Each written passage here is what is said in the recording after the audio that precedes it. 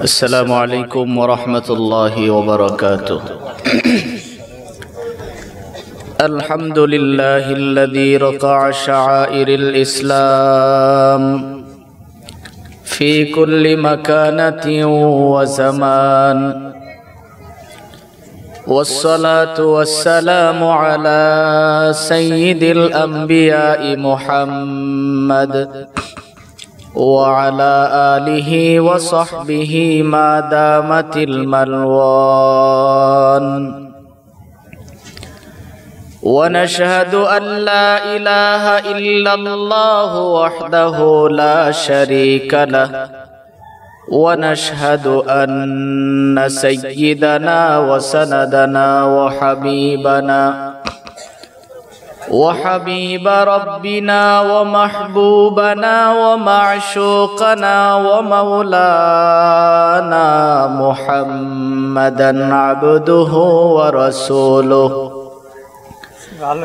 صلى الله تعالى عليه وعلى آله وأصحابه وبارك وسلم تسليما كثيرا. أما بعد، فأعوذ بالله من الشيطان الرجيم. بسم الله الرحمن الرحيم. كل نفس ذائقة الموت، ونبلوكم بالشر والخير فتنة، وإلينا ترجعون. صدق الله مولانا العظيم، وصدق رسوله النبي الكريم، ونحن على ذلك من الشاهدين والشاكرين، والحمد لله رب العالمين. وعن سيد الجن والبشر صلى الله عليه وسلم: القبر روضة من رياض الجنة، أو حفرة من حفر النار، أو كما قال النبي عليه الصلاة والسلام. اللهم صل على محمد وعلى آل محمد، كما صليت على إبراهيم وعلى آل إبراهيم إنك حميد مجيد. اللهم بارك على محمد وعلى آل محمد، كما باركت على إبراهيم وعلى آل إبراهيم إنك حميد مجيد. بلغ العلا بكماله، كشف الدجى بجماله، حسنت جميع خصاله، صلوا عليه وآله. عشق کا موجود ہے ہر دل میں دفینہ، ملتا نہیں لیکن کبھی بے خون و پسینہ. اللہ نے یہ جوش محبت کی بہاریں ایک آگ کا دریا سا لگے ہے میرا سینہ. اللہ نے یہ جوش محبت کی بہاریں ایک آگ کا دریا سا لگے ہے میرا سینہ. آئی عشق ندامت پہ تیرے فیض پہ قربا، آئی عشق ندامت پہ تیرے فیض پہ قربا، برسا ہے جو آسی پہ یہ رحمت کا خزینہ. ہے شرط کسی اہل محبت کی توجہ، है शर्त किसी अहले मोहब्बत की तवाजो, मिलता नहीं वरना ये मोहब्बत का नगीना। ला इलाहा इल्लल्लाहुल हलीमुल करीम, सुब्हानल्लाहि व बिहम्दिही, सुब्हानल्लाहिल अज़ीम। सुब्हानक ला इल्म लना इल्ला मा अल्लमतना इन्नका अंतल अलीमुल हकीम। इल्मुल कुरआन নুরানি হাফেজিয়া মাদ্রাসার উদ্যোগে আয়োজিত আজকের এই বার্ষিক তাফসীরুল কোরআন সম্মিলনের বর্তমান অধিবেশনের শ্রদ্ধাভাজন সভাপতি সাহেব দামাত বারাকাতুহুম, উপস্থিত দেশ ও জাতির কর্ণধার হযরত উলামায়ে কেরাম, অত্র এলাকার বিভিন্ন অঞ্চল থেকে আগত ইসলাম প্রিয় মুসলিম ভাইয়েরা, পর্দার অন্তরালে অবস্থানরত অত্যন্ত নম্রভদ্র ফরদানিশীন মা ও বোন, আমরা সর্বপ্রথম মহান রব্বে কারীমের নিকট শুকর আদায় করছি, যিনি অত্যন্ত দয়া করে মেহেরবানি করে আমাদেরকে এই মুবারক মজলিসে আসার এবং বসার তৌফিক দিয়েছেন। এই জন্য আমরা সকলেই পড়ছি আলহামদুলিল্লাহ। আমার ভাই, আমি আপনাদের সামনে পবিত্র কোরআনে কারিমা থেকে এমন একটি আয়াত তিলাওয়াত করেছি। তিলাওয়াতকৃত আয়াতের সহজ ভাষাটা আমরা ভালো করে জানি। পৃথিবীর জমিনে যত প্রকার মানুষ বাস করে, বিভিন্ন ধর্মের মানুষ আছে। গোটা বাংলাদেশের ভিতরে বিভিন্ন ধর্মের মানুষ পাওয়া যায়। প্রত্যেকটা ধর্মের মানুষই এই কথাটা বিশ্বাস করে যে পৃথিবী থেকে একদিন বিদায় নিয়ে চলে যেতে হবে। আজকে দেখেন, এক সরকারের বিরুদ্ধে আরেক সরকারের লোকজন আন্দোলন করে, এক দাবির পিছনে আরেক দাবির আন্দোলন হয়, কিন্তু মরতে হবে এই কথার বিরুদ্ধে কোনো আন্দোলন নাই। কারণ প্রত্যেকটা মানুষকেই, যেহেতু আমি জন্মগ্রহণ করেছি, মৃত্যুর স্বাদ আমাকে গ্রহণ করতেই হবে। এই জন্য আমার ভাই, এই আয়াত যখন বিশ্বনবী মুহাম্মদ আরবি সাল্লাল্লাহু আলাইহি ওয়াসাল্লাম তিলাওয়াত করলেন, আম্মাজান খাদিজাতুল কুবরা আয়াতটুকু শোনার সঙ্গে সঙ্গে এমন ভাবে কান্না শুরু করে দিলেন, মুফাসসিরিন কিরাম লিখেন খাদিজাতুল কুবরার কান্না বন্ধ হয় না। আল্লাহর নবী জিজ্ঞেস করে, খাদিজা তুমি কাঁদো কেন? বিশ্বনবী মুহাম্মদ আরবি সাল্লাল্লাহু আলাইহি ওয়াসাল্লাম জবাব দিলেন, ইয়া রাসূলুল্লাহ, আমি এই জন্য কাঁদি, আপনি যে বলেছেন পৃথিবী ছেড়ে আমাকে কবরে যাইতে হবে, কাজে আমি যদি কবরে চলেই যাই, আপনি নবীকে ছেড়ে আমি যখন কবরে চলে যাব, সেখানে তো আমার কোনো আলোও থাকবে না, বাতিও থাকবে না, সাথীও থাকবে না। ওই কবরে আমি কি করে থাকব? এই জন্য আমি কাঁদি। সুবহানাল্লাহ। যেই খাদিজা, কেমন খাদিজা? যিনি দুনিয়াতে থাকা অবস্থায় আল্লাহ তাআলা ওনাকে সালাম দিয়েছিলেন। সুবহানাল্লাহ। কেন? আল্লাহর নবী বিশ্ব নবী মুহাম্মদ আরবি সাল্লাল্লাহু আলাইহি ওয়াসাল্লাম যখন সর্বপ্রথম গাড়ে হেরা থেকে কোরআন নিয়ে আসলেন, কোরআন নিয়ে আসার সঙ্গে সঙ্গে খাদিজাকে বলতেছে, খাদিজা, আমার কাছে তো আল্লাহর প্রেরিত দূত জিবরাইল আসছিল কোরআন নিয়ে। খাদিজাতুল কুবরা বলেন, নবী সর্বপ্রথম আপনি আমাকেই কালিমা পড়ে মুসলমান বানিয়ে দেন। এই কথা বলার পরে বিশ্বনবী জিজ্ঞেস করে, খাদিজা তুমি আমাকে একবারও প্রশ্ন করলে না যে আমি নবী কিভাবে নবী হইছি? কারণ আবু জাহেল, উতবা, সাইবা ওরা তো মানুষের কাছে ছড়ায় যে মুহাম্মদ কি করে নবী হয়, যার মাও নাই বাবাও নাই, যার ধন সম্পদ কিছুই নাই, সে কি করে নবী হয়? খাদিজা তুমি এত টাকাওয়ালা, তুমি তো আমাকে প্রশ্ন করতে পারতে, নবী আপনি কেন নবী হইছেন, কিভাবে হইছেন? খাদিজাতুল কুবরা বলেন, নবী আমি আগে থেকেই জানি আপনি যে শ্রেষ্ঠ নবী, আখিরি নবী। সুবহানাল্লাহ। আমার ভাইজান বিশ্ব নবী বলেন, খাদিজা তুমি কেমন করে জানো আমি নবী? তুমি এই কথাটা কেমন করে জানলে? আম্মাজান খাদিজাতুল কুবরা বলেন, ইয়া রাসূলুল্লাহ, ওগো নবীজি, আমার জীবনে দুইজন স্বামী হারানোর পরে আমি সিদ্ধান্ত নিলাম জীবনে আর কোনোদিন স্বামী গ্রহণ করব না। হঠাৎ করে একদিন রাতের বেলায় স্বপ্নে দেখি আসমানের পূর্ণিমার চন্দ্র এসে আমার কোলে বসে গেল। ইয়া রাসূলুল্লাহ, এই স্বপ্নের তাবিরের জন্য তদানীন্তন সময়ের সবচেয়ে বড় আলিম ওয়ারকা ইবনে নাফিরের কাছে যাইয়া আমি প্রশ্ন করলাম, ও চাচাতো ভাই বলুন দেখি, আমি রাতের বেলায় স্বপ্নে দেখেছি আসমানের পূর্ণিমার চন্দ্র আমার কোলে এসে বসে গেল। ওয়ারকা ইবনে নাফির মুস্কি হেসে দিয়া বলেন, খাদিজা, তোর ভাগ্য বড় ভালো, তুই বড় ভাগ্যবতী। আমি জিজ্ঞেস করলাম, দেখলাম আসমানের পূর্ণিমার চন্দ্র আমার কোলে, এতে আমার ভাগ্যের কি হলো?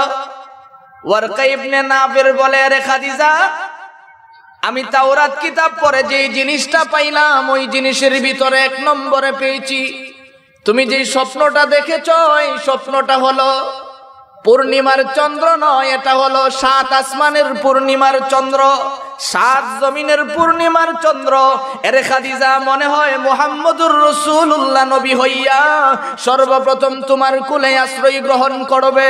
ওগো নবীজি, ওই দিন থেকে আমি চিন্তা করেছিলাম কোন দিন এসে আপনি আমাকে বলবেন, এরে খাদিজা, আমি মুহাম্মদ আজ থেকে নবী হয়েছি। আল্লাহর নবী গো, দীর্ঘদিনের লালিত পালিত আর কাঙ্ক্ষিত কথাটা যখন আজকে শোনাইয়া দিলেন, এই জন্য আমি খাদিজা বিনা প্রশ্নেই মুসলমান হইয়া গেলাম। আমার ভাইজান, খাদিজাতুল কুবরা যখন মুসলমান হয়ে যায়, নবীজি যখন বলেন, খাদিজা, পৃথিবী থেকে তোমার বিদায় নিয়ে চলে যেতে হবে, আমারও চলে যাওয়া লাগবে। এক পর্যায়ে খাদিজাতুল কুবরা যখন কান্না শুরু করলেন, কোনো প্রকারে কান্না বন্ধ করে না। বিশ্বনবী বলেন, খাদিজা, তুমি কান্না বন্ধ করো কেন, কাঁদো? খাদিজাতুল কুবরা বলে, ইয়া রাসূলুল্লাহ, ওগো নবীজি, আপনি যদি আমার সাথে 3টা ওয়াদা করেন আমি কান্না বন্ধ করে দেব। আল্লাহর নবী বলেন, খাদিজা, জীবনে তুমি আমার কাছে অনেক জিনিস আমানত দিয়েছো, কোনো জিনিস ফেরত নেও নাই। আজকে তুমি আমার কাছে কি চাও বলো, তুমি কোন জিনিসটা আমার কাছে চাও বলো, আমি তোমাকে দেওয়ার জন্য প্রস্তুত রয়েছি। এমত অবস্থায় খাদিজাতুল কুবরা বলেন, ইয়া রাসূলুল্লাহ, ওগো নবীজি, 1 নম্বরে আপনার কাছে আমার চাওয়ার হলো, আমি যখন পৃথিবী ছেড়ে বিদায় হয়ে চলে যাব, আমার যখন ইন্তেকাল হয়ে যাবে, সর্বপ্রথম কাজ হলো আমাকে যখন গোসল করানো হবে, গোসল করানোর পরে আমার গায়ে যখন কাপন জড়ানো হবে, কাপনের কাপড়টা যেন আপনার ব্যবহারের একটা চাদর হয়। বলুন গো নবী, আপনি আমাকে চাদরটা দিবেন কিনা? নবীজি বলেন, খাদিজা, তুমি আমার কাছে অনেক দামি জিনিস চাইতে পারো, কিন্তু চাইলা না, নরমাল একটা চাদর চাইলা, আমি মুহাম্মদ তোমাকে দিতে প্রস্তুত রয়েছি। 2 নম্বরে হলো, ইয়া রাসূলুল্লাহ, আমি যখন পৃথিবী থেকে বিদায় হয়ে চলে যাব, আমার শুভাকাঙ্ক্ষী বন্ধু বান্ধব যারা আছে তারা আমাকে দেখার জন্য আসবে, এমনকি আমার আত্মীয় স্বজনও আমার জানাজার নামাজ আদায় করার জন্য আসবে। ওগো নবীজি, ওই সময়ে কোনো মানুষকে জানাজা পড়াইতে দিবেন না, আপনি নবী নিজে আমার জানাজা পড়াবেন।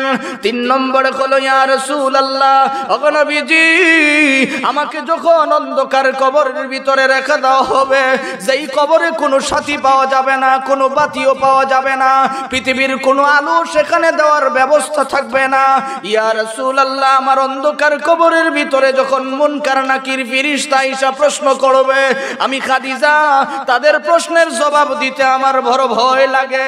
নবীর সমস্ত সাহাবীরা যখন কবরের সামনে থেকে বিদায় হয়ে চলে যাবে, আপনি যাবেন না, আপনি চুপচাপ আমার কবরের সামনে বসা থাকবেন। যতক্ষণ পর্যন্ত আমার কবরের প্রশ্নের জবাবগুলি আমি না দিতে পারবো, ততক্ষণ পর্যন্ত আপনি আমার কবরের সামনে থেকে বিদায় হয়ে যাইতে পারেন না।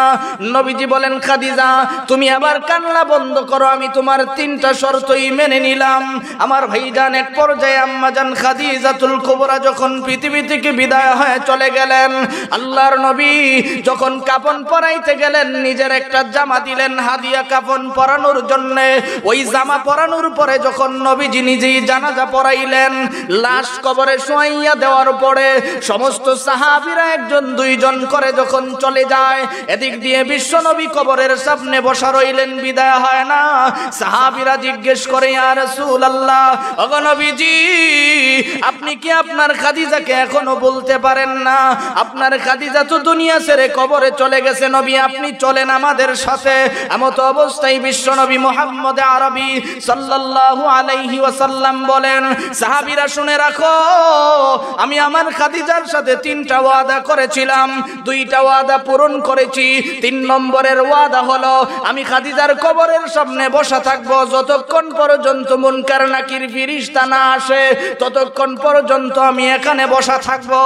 এমত অবস্থায় দেখা যায় সন্ধ্যা যখন গনাইয়া যায়, আল্লাহ ডেকে বলেন, জিবরাইল যাও আমার বন্ধুকে যাইয়া জিজ্ঞেস করো কেন কবরের সামনে বসে বসে কাঁদে। জিবরাইল আসলেন, আল্লাহর নবীর সামনে দাঁড়াইয়া সালাম দিলেন, আসসালাতু ওয়াসসালামু আলাইকা ইয়া রাসূলুল্লাহ। সালাম দিয়ে জিজ্ঞেস করে, ওগো নবীজি, আপনি কেন এখানে বসে বসে অন্ধকার অবস্থানে বসে আছেন? সেই সকাল থেকে বসলেন, এখনো কেন বসে রয়েছেন? এমত অবস্থায় বিশ্ব নবী বলেন, আরে জিবরাইল শুনে রাখো, আমি আমার খাদিজার সাথে ওয়াদা করেছিলাম, আমার খাদিজা যখন পৃথিবী থেকে বিদায় হয়ে চলে যাবে, কবরের ভিতরে যতক্ষণ হবে, যতক্ষণ পর্যন্ত মুনকার নাকির ফেরেশতা না আসবে, ততক্ষণ আমি এখান থেকে বিদায় হয়ে যাব না। জিজ্ঞেস করে, ইয়া রাসূলুল্লাহ কেন? আল্লাহর নবী বলেন, আমার খাদিজা ভয় পাই না জানি জবাব দিতে আটকে যায় কিনা। জিবরাইল মুস্কি হাসি দিয়া বলেন, ওগো নবীজি, আপনি এখানে বসে আছেন, কিন্তু আমার আল্লাহ আপনাকে সুসংবাদ দিয়েছেন। কি সুসংবাদ বলো? এমত অবস্থায় জিবরাইল বলে, ইয়া রাসূলুল্লাহ, ওগো নবীজি, আপনি খাদিজার সাথে ওয়াদা করেছেন, এই জন্য মহান আল্লাহ আমাকে বলেছেন আপনাকে জানিয়ে দেওয়ার জন্য, আপনার খাদিজার পক্ষ থেকে মহান আল্লাহ তার কবরের জবাব দিয়ে দিয়েছে। সুবহানাল্লাহ। আমার ভাইজান, এমত অবস্থায় এত বড় সুসংবাদ যিনি পাইলেন, উনিও কবরের জন্য কাঁদেন। আমাদের অবস্থা কেমন হবে? আমরা যারা আছি আমাদেরও তো মৃত্যুবরণ করা লাগবে কিনা? প্রত্যেকটা মানুষেরই কবরে যাইতে হবে। এই জন্য বিশ্ব নবী বলেন, তুমি যখন কবরে যাবে, 1 নম্বরের গাটি হলো তোমার কবর। কবরের ভিতরের আযাব থেকে যদি তুমি বাঁচতে পারো, তাহলে তোমার 2 নম্বরের গাটি হবে হাসর। হাসরের আযাব থেকে যদি তুমি বাঁচতে পারো, 3 নম্বরের গাটি হবে তোমার ফুলসিরাত। ফুলসিরাতের আযাব থেকে যদি তুমি বাঁচতে পারো, তাহলেই তুমি জান্নাতে যাইতে পারবা। গাটি কয়টা? জোরে বলেন। 3টা। এই 3 গাটির ভিতরে আরেকটা গাটি আছে, এটা হলো মরণ। মরণের পরেই তো কবরে যাবেন। মরণটা আপনার আমার কেমন হবে? মরণ যদি ভালো হয়, তাহলে কবরের অবস্থানটাও ভালো হবে। আম্মা জান আয়েশা সিদ্দিকা থেকে বর্ণিত, আয়েশা সিদ্দিকা বলেন, সাহাবীরা শুনো, আল্লাহর নবী বিশ্ব নবী মুহাম্মদ আরবি সাল্লাল্লাহু আলাইহি ওয়াসাল্লাম আমাকে বলেছেন, এ আয়েশা, তুমি ভালো করে শুনো, পৃথিবীর জমিন থেকে মানুষ যখন মৃত্যুবরণ করে, তার মরণের কষ্ট হয়। আয়েশা প্রশ্ন করে, নবী, কেমন ভাবে কষ্ট হবে মানুষের? মানুষের কষ্ট যেমন হয়, আপনি নবীরও কি কষ্ট হবে? নবীজি বলেন, হ্যাঁ, আমারও কষ্ট হবে। কিভাবে? আল্লাহ তাআলা বলেন, কুল ইয়াতাওয়াফাকুম মালাকুল মাউতিল্লাযী ওয়াক্কিলা বিকুম সুম্মা ইলা রাব্বিকুম তুরজাউন ওয়ালাউ তারা ইযিল মুজরিমুনা নাকিসু রুউসিহিম ইনদা রাব্বিহিম রব্বানা আবসারনা ওয়া সামি'না ফারজি'না না'মাল সালিহান ইন্না মুকিনুন। আমার ভাইজান বিশ্ব নবী মুহাম্মদ আরবি সাল্লাল্লাহু আলাইহি ওয়াসাল্লাম বলেন, আরে খাদিজা, আরে আয়েশা, তুমি ভালো করে শোনো, আমার কাছে জিবরাইল আয়েশা আয়াত নাজিল করে জানায়া দিয়েছেন। জিবরাইল বলে দিলেন, হে রাসূল, আপনি ভালো করে শুনেন, পৃথিবীর জমিনে একজন ফেরেশতা আসবে, নাম হলো আজরাইল। আজরাইল যখন মানুষকে আইসা ধরবে, মৃত্যুবরণ করার সময় মানুষের অবস্থাটা কেমন হবে। ওগো নবীজি, মানুষের অবস্থাটা এমন হবে, মানুষকে এমন ভাবে কষ্ট দেওয়া হবে। কিভাবে? নবীজি বলেন, আয়েশা আমাকে জানাইয়া দেওয়া হয়েছে একটা বকরির বাচ্চা যদি জিন্দা থাকে, ওর গায়ের থেকে চামড়া খসে নিলে যেমন ভাবে কষ্ট হয়, এমন ভাবে মানুষের মরণের কষ্ট হবে। আয়েশা বলেন, ইয়া রাসূলুল্লাহ, আপনি নবীরও কি কষ্ট হবে? নবীজি বলেন, হ্যাঁ, কষ্ট আমারও হবে। তাহলে মুমিন যারা, তাদেরও কি কষ্ট হবে? বলেন, হ্যাঁ, তাদেরও কষ্ট হবে। এখন আয়েশা প্রশ্ন করে, ইয়া রাসূলুল্লাহ, যদি মুমিনের কষ্ট হয়, আপনি নবীরও কষ্ট হয়, তাহলে মুমিন আর বদকারের ভিতরে পার্থক্য রইল কোথায়? মুমিন যারা কিন্তু কষ্টটা তার কাছে কষ্ট থাকবে না, এটা আনন্দিত হয়ে যাবে। জোরে বলুন সুবহানাল্লাহ। কিভাবে? আয়েশা সিদ্দিকা প্রশ্ন করে, নবী কেমন ভাবে আনন্দ হবে? আল্লাহর নবী তখন দৃষ্টান্ত দিয়ে বুঝাইলেন। আয়েশা, তুমি দেখো, মুমিনের যখন মৃত্যু হবে 500 ফেরেশতা আসবে, রহমতের ফেরেশতা। আয়েশা মুমিন ব্যক্তিকে চাপ দিয়া ধরবে। আবার কোন বদকারেরও যখন মৃত্যু হবে, বদকারকেও গজবের 500 ফেরেশতা এসে চাপ দিয়া ধরবে। ধরার পরে অবস্থাটা কি হবে? আল্লাহর নবী বলেন, আয়েশা তুমি দেখতে পাবে, কোন একজন মুমিন ব্যক্তিকে যখন 500 রহমতের ফেরেশতা ধরবে, ধরার পরে দেখবে ওই মুমিন ব্যক্তি আরামের ঘুম ঘুমিয়ে যাবে। সুবহানাল্লাহ, আরামের ঘুম ঘুমিয়ে যাবে। অনেক সময় দেখবেন বয়স্ক মানুষ যখন একটু সফর করার পরে শরীর দুর্বল হয়, আমরা অনেক সময় আস্তে আস্তে শরীরে যখন চাপ দেই, ওই লোকটা আরাম পায় কিনা? অনেকটা আরাম পেয়ে ঘুমিয়ে যায়। নবীজি বলেন, আয়েশা মুমিন যারা, ওদেরকে 500 রহমতের ফেরেশতা এসে যখন চাপ দিয়ে ধরবে, একজন ফেরেশতা তাদের চোখের সামনে আইনা জান্নাতটাকে ধরে তুলবে। জান্নাতের দিকে যখন তার নজর চলে যাবে, জান্নাতের নাজ নিয়ামত যখন সে দেখতে পাবে, তখন নজরটা তার জান্নাতের দিকে থাকবে। এই জন্য এদিকের কষ্টের কথা তার স্মরণই হবে না। অপর দিকে যদি কোনো বদকার ব্যক্তিকে যখন 500 গজবের ফেরেশতা এসে ধরবে, পায়ের বৃদ্ধাঙ্গুলি থেকে চাপতে চাপতে যখন রূহটা কণ্ঠনালী পর্যন্ত নিয়ে যাবে, তখন তার পানির পিপাসা এমন ভাবে লাগবে।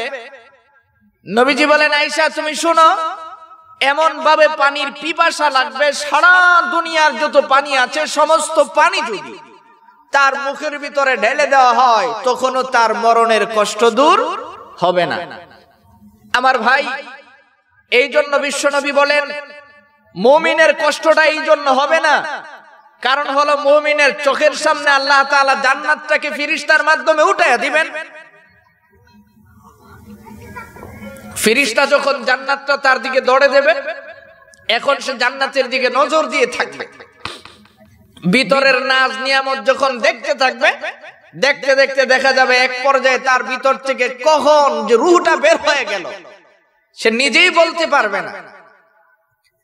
আল্লাহ তাআলা কোরআনে কারিমায় বলে দিলেন, ইয়া আইয়াতুহান নাফসুল মুতমাইন্নাহ ইরজিই ইলা রাব্বিকি রাদিয়াতাম মারদিয়া ফাদখুলি ফি ইবাদি ওয়াদখুলি জান্নাতি। আমার ভাইজান বিশ্বনবী বলেন, আয়েশা তার চোখের সামনে যখন সুন্দর করে জান্নাতটাকে ধরা হবে, জান্নাতের নাজ নিয়ামতগুলি যখন তার চোখের সামনে ভেসে উঠবে, ওখান থেকে একজন ডাকতে থাকবে, ইয়া আইয়াতুহান নাফসুল মুতমাইন্না, হে প্রশান্তময় আত্মা তুমি আসো, ইরজিই ইলা রাব্বিকি রাদিয়াতাম মারদিয়া, এমন অবস্থায় তুমি আল্লাহর দরবারে আসবে যে অবস্থায় তোমার রব তোমার প্রতি সন্তুষ্ট এবং তুমিও রবের প্রতি সন্তুষ্ট। ফাদখুলি ফি ইবাদি ওয়াদখুলি জান্নাতি, আসো আর জান্নাতের ভিতরে প্রবেশ করো। বিশ্বনবী বলেন, আয়েশা ভালো করে শুনে রাখো, ওই মুমিন ব্যক্তি যখন কবরের দিকে আসবে, মরণের ব্যথা তার নাই, এখন তার মৃত্যু যখন হয়ে যাবে, ওই মানুষটা ডেকে বলবে, আরে আমার আত্মীয় স্বজন তোমরা শোনো, আমাকে তাড়াতাড়ি গোসল করাইয়া কবরের ভিতরে নিয়ে যাও। মৃত ব্যক্তি ডাকাডাকি করবে আর বলবে, আমাকে তাড়াতাড়ি কবরের ভিতরে শোয়া দাও, কারণ আমি আমার মাওলার দিকে চলে গেলাম। বদকার যখন হবে, মৃত্যুবরণ করার পরে তার গায়ে হাত দেওয়া যাবে না, ব্যথায় অস্থির। এখন সে কান্নাকাটি করে আর বলে, আমাকে নিও না, কোথায় নিয়ে যাও, অন্ধকারের ঘর। এরে আমার আত্মীয় স্বজন তোমরা কি বুঝো না, এত পরিশ্রম করে আমি এত টাকার মালিক হয়ে গেলাম, এত সুন্দর বাড়ি বানাইলাম, এত সুন্দর ঘর বানাইলাম, আজকে কেন আমাকে ঘর থেকে বের করে দেওয়া হলো? আজকে কেন আমাকে সাদা কাপড় পরাইয়া আমার বাড়ি থেকে বের করে নিয়ে যাও? তোমাদের কি একটু মায়া হয় না? বিশ্বনবী বলেন, সাহাবীরা শোনো, তুমি যদি দুনিয়ার জীবন থেকে কবরের সামান কামাই করে আসতে পারো, কবরের সামান কিভাবে কামাই করবা? নবীজি বলেন, দুনিয়াতে থাকবা, তোমার নজর থাকবে জান্নাতে। জান্নাতে যাওয়ার জন্য তোমার যদি নামাজ পড়া লাগে, মুমিন নামাজ আদায় করে। জান্নাতের আশায় রোজা রাখা লাগলে রোজা রাখে। জান্নাতের আশায় মুমিন যদি হজ করা লাগে হজ করে। জান্নাতের আশায় মুমিনের যাকাত হলে যাকাত দেয়, দান দক্ষিণা করে। কারণ হলো জান্নাতের শুধু আশা। আমার ভাইজান বিশ্বনবী মুহাম্মদ আরবি সাল্লাল্লাহু আলাইহি ওয়াসাল্লামের সামনে এক মহিলা জান্নাতে যাওয়ার জন্য তার অন্তরটা কেমন হয়ে গেল, দৌড়ায় এসে বলে, ইয়া রাসূলুল্লাহ তাহিরনি, ইয়া রাসূলুল্লাহ, ও আল্লাহর নবী আমাকে পবিত্র করে দেন, কারণ আমি তো জিনা করে ফেলেছি। নবীজি কোনো কথা বলে না, আবার সামনে যায় বলে, ইয়া রাসূলুল্লাহ আমাকে পবিত্র করে দেন। জান্নাতের কেমন আশা মানুষের অন্তরে পোষণ করে আমার ভাই। এখন নবীজির সামনে আইসা আবার বলে, ইয়া রাসূলুল্লাহ আমি জিনা করেছি, আমাকে পবিত্র করে দেন।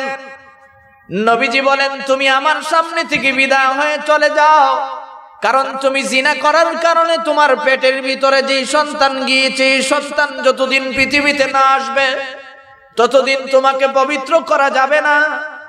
মহিলাটা এখন বলে, ইয়া রাসূলুল্লাহ আমি কখন আসবো বলেন? নবীজি বলেন, সন্তান প্রসব হওয়ার পরে আসবে। সন্তান যখন প্রসব হয়ে যায়, কিছুদিন পরে আবার সন্তানটাকে কুলে নিয়ে নবীজির দরবারে আসলেন।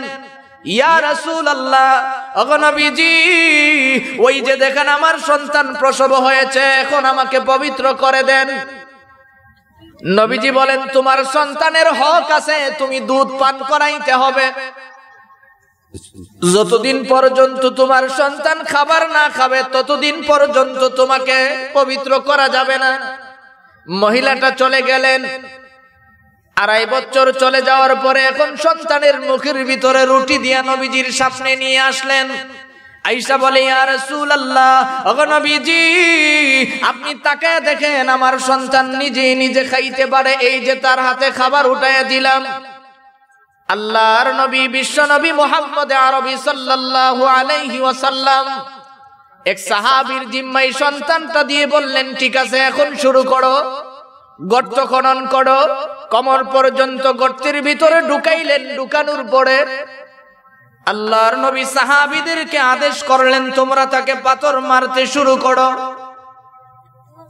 পাথর মেরে তাকে পবিত্র করে দাও। এমনি ভাবে সাহাবীরা যখন পাথর মারতে লাগলেন, আমার ভাইজান পাথর মারতে মারতে যখন প্রত্যেকটা পাথরের কণা তার গায়ে পড়ে, মহিলাটা আসমানের দিকে তাকায় বলে, রে আসমানের মালিক, আমি দুনিয়ার কোনো আশায় কষ্ট গ্রহণ করি নাই, আমি পরকালে জান্নাত পাওয়ার আশায় আমাকে আমি পবিত্র করতে চাই। এমনি ভাবে চক্ষু দুইটা বন্ধ করে যখন মাওলার দরবারে কাঁদে, মাওলা এমন ভাবে তার তওবাটা কবুল করেছিলেন। হঠাৎ করে এক পর্যায়ে যখন তার মাথার উপরে একটা পাথর পড়লো, পাথর পড়ার পরে রক্তটা ফিটকারি দিয়ে যখন একজন সাহাবীর গায়ে পড়লো, সাহাবী আমি কাপড়টা জাড়া দিয়ে বলেন জানির রক্ত আমার গায়ে লেগেছে। আল্লাহর নবী তাপ্পড় দিয়ে তার মুখের ভিতরে বলে, আরে সাহাবী শুনে রাখো, এই মহিলাকে জানি বলতে পারো না, একমাত্র জান্নাত পাওয়ার আশায় সে এমন একটা তওবা করেছে, তার তওবাটা মহান আল্লাহ এমন ভাবে কবুল করেছে, সমস্ত মক্কা নগরীর মানুষগুলিকে যদি তার তওবাটা বন্টন করে দেওয়া হয়, সমস্ত মানুষগুলি এর তওবার বিনিময়ে জান্নাত পেয়ে যাবে। আমার ভাই, এই জন্য মানুষ দুনিয়ার জমিনে থাকবে, নজর থাকবে কোথায়? জান্নাতে। জান্নাতের দিকে নজর যখন মানুষের থাকবে, তখন এই মানুষ মরণের কথা স্মরণ করবে। এই জন্য আল্লাহ তাআলা বলেন, হে রাসূল, পৃথিবীর মানুষদেরকে বলেন, পৃথিবীর জমিনে মানুষ যখন জন্মগ্রহণ করেছে, ওই মানুষের মৃত্যুবরণ করাই লাগবে, কোনো কারণেই মরণ থেকে বাঁচতে পারবে না। এখন মানুষ যখন মৃত্যুবরণ করবে, তাহলে তার করণীয় কি? করণীয় আল্লাহ তাআলা বর্ণনা করেছেন। হে নবী, মানুষ যখন দুনিয়া ছেড়ে কবরের ভিতরে আসবে, এই কবরের ভিতরে সে যদি আলো চাই, জান্নাত চায়, জাহান্নাম থেকে বাঁচতে চায়, তাহলে দুনিয়াতে তার কিছু করণীয় আছে। করণীয় হলো, কবরের আযাব থেকে যদি কোনো মানুষ রেহাই পেতে চায়, মরণের আযাব থেকে যদি কোনো মানুষ রেহাই পেতে চায়, হাসরের মাঠের আযাব থেকে যদি কোনো মানুষ রেহাই পেতে চায়, ফুলসিরাতের আযাব থেকে যদি কোনো মানুষ রেহাই পেতে চায়, তাহলে আমি আল্লাহ তাদেরকে কয়েকটা মেডিসিন বর্ণনা করে দিলাম। এক নম্বরের মেডিসিন হলো, কোনো মানুষ যদি কবরের মরণের আযাব থেকে বাঁচতে চায়, মরণের আযাব যদি তার কবরের মরণের আযাব যদি সে বাঁচতে চায়, এক নম্বরে তার কর্মসূচি হলো প্রত্যেক দিন সকালবেলা ফজরের নামাজের পরে, আবার মাগরিবের নামাজের পরে যেন 10 বার করে আপনি নবীর উপরে দুরূদ শরীফ পাঠ করে। কি করে? দুরূদ শরীফ সকালবেলা 10 বার, সন্ধ্যার সময় 10 বার। এইভাবে যদি কোনো মানুষ মরণ পর্যন্ত আমল করে, বিশ্বনবী বলেন, সাহাবীরা শুনে রাখো, ওই মানুষের জীবনে কোনোদিন মরণের ব্যথা হবে না। সুবহানাল্লাহ। 2 নম্বরে নবীজি বলেন, কোন মানুষ যদি কবরের ব্যথা থেকে বাঁচতে চায়, তাহলে তার জন্য কাজ হলো মরণ পর্যন্ত 5 ওয়াক্তের নামাজগুলি সঠিকভাবে আদায় করা। 5 ওয়াক্তের নামাজ সঠিকভাবে যদি কোনো মানুষ আদায় করে, এই মানুষের কবরে জীবনে কোনোদিন আযাব হবে না। আল্লাহর নবী বলেন, সাহাবীরা শুনে রাখো, কোনো একজন মানুষকে যখন কবরের ভিতরে রেখে দেওয়া হবে, কবরের ভিতরে যখন মানুষের লাশটা শুয়াইয়া দেওয়া হবে, চতুর্দিক দিয়ে যখন অন্ধকার দেখতে পাবে, কোনো মানুষ দেখতে পাবে না, একেবারে চক্ষুটা যতটুকুন যাই ততটুকুন পর্যন্ত দেখা যাবে খালি অন্ধকার আর অন্ধকার। ওই অন্ধকার থেকে যদি বাঁচতে হয়, তাহলে তার 1 নম্বরের কর্মসূচি হলো 5 ওয়াক্তের নামাজ যদি কোনো মানুষ সঠিকভাবে আদায় করে, ওই মানুষটা যদি সঠিকভাবে নামাজগুলি আদায় করে যাইতে পারে, নবীজি বলেন তার কবরে কোনোদিন আযাব হবে না। 2 নম্বরে হলো হাসরের মাঠের ব্যথার থেকে যদি কোনো মানুষ বাঁচতে হয়, তাহলে নবীজি বলেন তার কর্মসূচি হলো প্রত্যেক বছরে 1 মাস কি রাখবে? রোজা। কোনো মানুষ যদি 1 মাস রোজা রাখতে পারে, তাহলে তার হাসরের মাঠের ব্যথা কোনোদিন হবে না। কেমন ব্যথা হবে? বিশ্বনবী বলেন, শোনো, যেদিন তোমার মাথার আধ হাত উপরে সূর্য উঠে যাবে, মাত্র আধ হাত, মগজটা গলে গলে পড়ে যাবে, এমন অবস্থা তোমার হবে, কলিজাটা একেবারে সিদ্ধ হয়ে যাবে। ওই কঠিন মুসিবত থেকে যদি তোমার বাঁচতে হয়, তাহলে তোমার 3 নম্বরের কর্মসূচি হলো রমজান মাসে 1 মাস কি রাখতে হবে? রোজা। রমজান মাসের 1 মাস রোজা যদি তুমি সুন্দর করে রাখতে পারো, তাহলে তোমার হাসরের মাঠের ব্যথা কোনোদিন হবে না। 4 নম্বরের ব্যথা হলো ফুলসিরাতের ব্যথা। ওই ফুলসিরাতের ব্যথার থেকে যদি কোনো মানুষ বাঁচতে হয়, নবীজি বলেন, সাহাবীরা শুনে রাখো, তুমি যদি 5 ওয়াক্তের নামাজ সঠিকভাবে আদায় করো, তাহলে তোমার ফুলসিরাতের ব্যথাও তোমার হবে না। 5 ওয়াক্তের নামাজ যদি তুমি সুন্দরভাবে আদায় করতে পারো, সুন্দরভাবে যখন ওযু করে মসজিদের ভিতরে যাইয়া নামাজ আদায় করবা, নামাজের ভিতরে যখন দাঁড়ায় যাইবা, তখন তোমার মাওলার সাথে কথা শুরু হয়ে যাবে। কার সাথে কথা শুরু হবে? আল্লাহর সাথে। কিভাবে শুরু হয়? বিশ্বনবী বলেন, সাহাবীরা শোনো, কোন মানুষ যখন বাড়ি থেকে উযু করে মসজিদের ভিতরে যায়, মসজিদের ভিতরে যাইয়া যখন দাঁড়াইয়া এখন আল্লাহু আকবার বলে হাত বাঁধে, কান পর্যন্ত হাতটা উঠাই, আল্লাহ ডেকে বলেন ফেরেশতারা শুনে রাখো, তোমরা না বলেছিলে হে আল্লাহ পৃথিবীতে মানুষ বানায়ও না, মানুষ মারামারি কাটাকাটিতে লিপ্ত হয়ে যাবে। ওয়া ইয ক্বালা রাব্বুকা লিল মালাইকাতি ইন্নী জাইলুন ফিল আরদি খলিফা ক্বালু আতাজআলু ফিহা মান ইউফসিদু ফিহা ওয়া ইয়াসফিকুদ দিমা। হে আল্লাহ মানুষ বানায়ও না, আমি আল্লাহ যখন বলেছিলাম আমার প্রতিনিধি হিসাবে আমি দুনিয়াতে মানুষ পাঠাবো তখন তো তোমরা নিষেধ করেছিলে। এখন তাকায় দেখো আমার বান্দারা কেমন ভাবে মসজিদের ভিতরে যাইয়ে সারিবদ্ধভাবে দাঁড়িয়ে গেল। দাঁড়ানোর পরে এখন দেখো কান বরাবর কিভাবে তারা হাতগুলি উঠাই। আল্লাহ ডেকে বলেন ফেরেশতারা তোমরা সাক্ষী থাকো, আমার বান্দারা নিজেই মসজিদের ভিতরে ঢুকলো আবার নিজেই নিজের কানে ধরলো।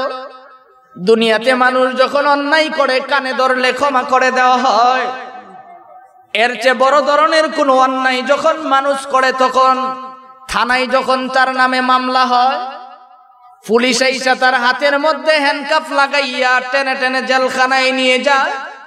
ফেরেশতারা তাকায় দেখো আমার বান্দা জানলো না আমি ক্ষমা করলাম কিনা, এই জন্য নিজেই নিজের হাতে কি লাগাইলো, হ্যান্ডকাফ লাগাইলো। হ্যান্ডকাফ লাগাইয়া এখন দেখো বান্দা আমার প্রশংসা করে, আলহামদুলিল্লাহি রাব্বিল আলামিন আর রহমানির রহিম মালিকি ইয়াউমিদ্দিন ইয়্যাকা না'বুদু ওয়া ইয়্যাকা নাস্তাঈন ইহদিনাস সিরাতাল মুস্তাকিম সিরাতাল্লাযীনা আন'আমতা আলাইহিম গায়রিল মাগদুবি আলাইহিম ওয়ালাদ-দাল্লিন।